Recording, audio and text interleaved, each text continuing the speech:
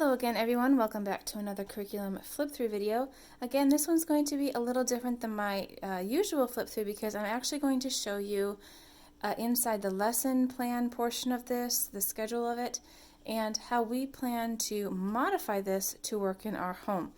I have said in recent Memoria Press videos that Memoria Press is designed to be used in a classroom setting, or that was its original intent. That's what it was written for, was a private school. And so you will see that there are a lot of review activities, a lot of extra learning activities in here that are suited for the classroom setting and have been adapted to the homeschool setting.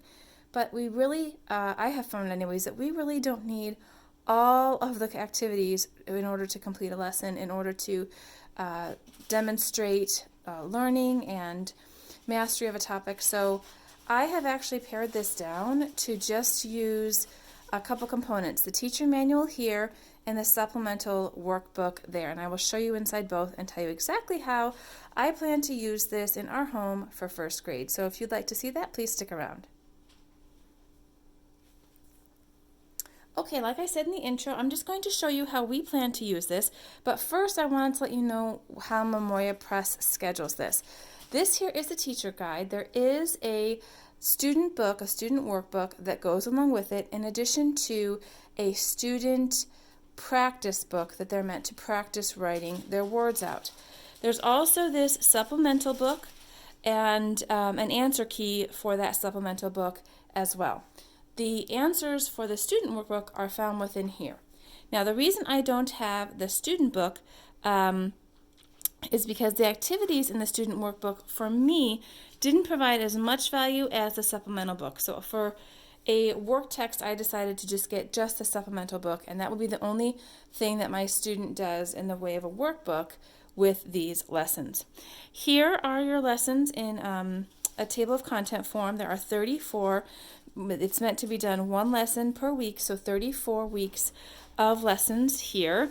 It is scheduled out for you completely in the first grade curriculum manual if you were to get the full core from Memoria Press. And you also can print out or purchase a printed copy of just spelling lessons. So if you just wanted to do spelling, or like we are doing, just do phonics and reading with Memoria Press, this is part of their phonics program, and so you can just purchase lesson plans for the spelling course. Now, I did not do that because, to be honest, I feel like this general lesson overview section does a phenomenal job at telling me what to do, as well as this sample lesson plan.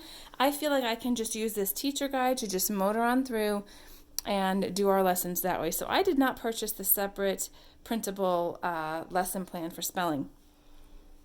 As you can see here in this sample lesson, they do really make day one heavy in their weeks and kind of pare down a little bit as the week goes. So obviously take that into consideration depending on the other things that you have planned in your school day and school week, but they do kind of make it a little more heavy at the beginning of the week and eventually taper down to really all you're doing on day 5 is the test, and really all you're doing on day 4 is some sort of a review game and any kind of tricky words that your student might be stumped on. So really not a lot towards the end of the week. So you could probably even spread out some of those Monday activities throughout the week if you want.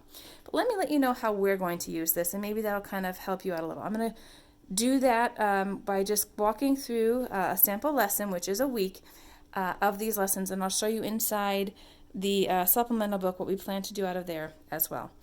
I'm actually not going to start doing these phonics spelling lessons until week 10.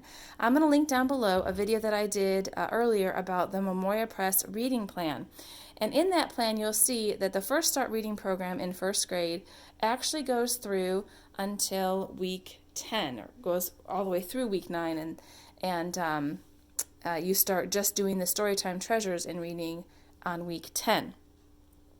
But up until that point, you are doing a lot of phonics review activities. You're doing the First Start reading phonics final book up through week 9 of first grade. So I'm personally not going to start this book until week 10. Now I realize, going back here to this this table of contents here, that means we won't finish this full book in first grade, and that's just fine. we will just continue this through the summer if we want, or just pick back up in second grade.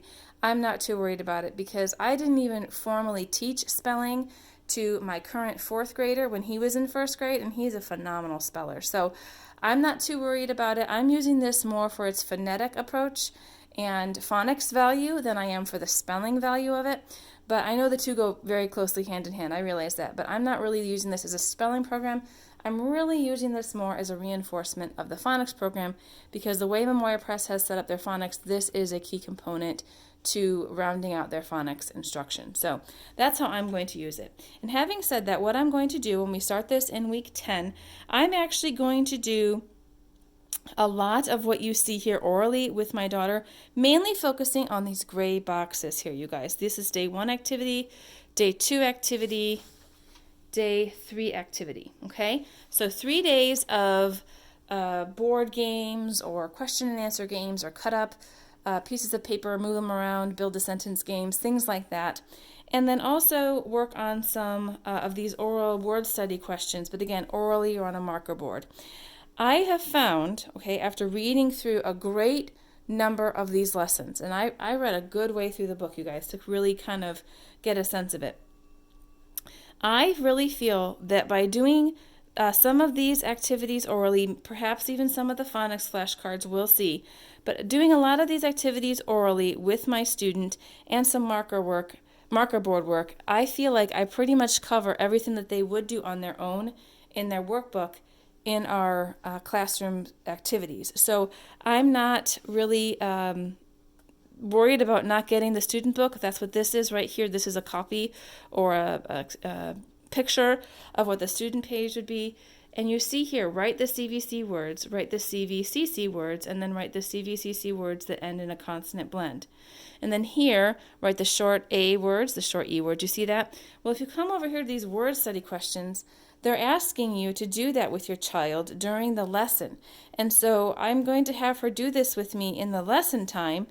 I don't need to have her then write it out. Now, I do understand that part of the brain connection is developed when you write out the words. And I understand that. She's going to have a chance to write out the words, but we're not going to get to that till the supplemental workbook. I just don't feel like pretty much having her redo everything that we do in class again in the workbook is just not something that meets one of our goals. So we are just going to come to this week 1 or lesson 1, which again we will start in week 10 of our first grade year. We're going to do some of these activities orally, and that will be our daily lesson. So day 2 activity, that's what we'll do. And then what we're going to do is we're going to probably on days 3 and 4, because if you remember seeing that sample lesson, they were a little lighter. On days 3 and 4, we will do our little gray box activity, and then we will come here and we will do 1 page of these on each day. So these activities in here, to me personally, look much more engaging, much more approachable to a first grader than writing out the words and things like that.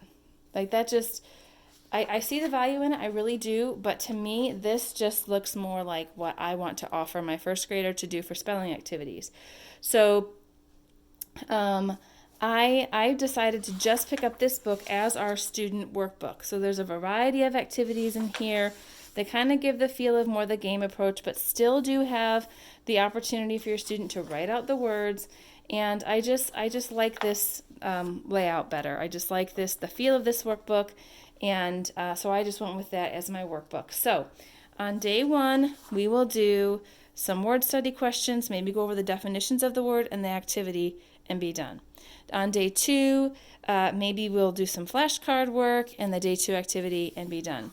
On day 3, we'll do this day 3 activity and then a workbook page. On day 4, there isn't always another activity for day 4.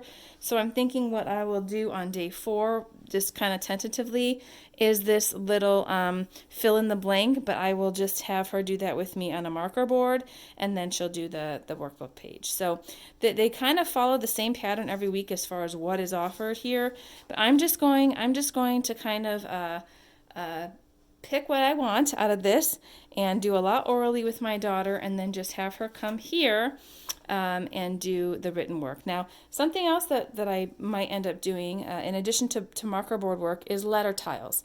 So during our class lesson time, we might also get out the letter tiles and have her build the word that way. But that's how I'm using this. We're not getting the extra practice book with opportunity for her to write her words out more.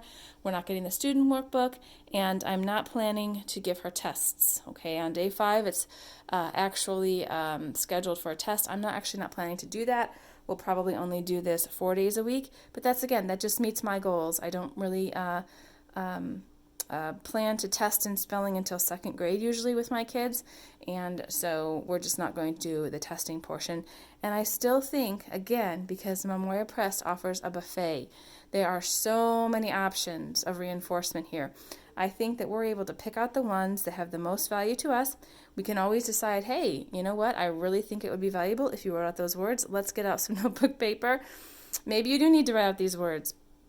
We can always add that in later, but I'm going to start off with this, starting at week 10, after we finished the other phonics, First Start Phonics book, and go from there, and we'll see how it works. But that's our plan.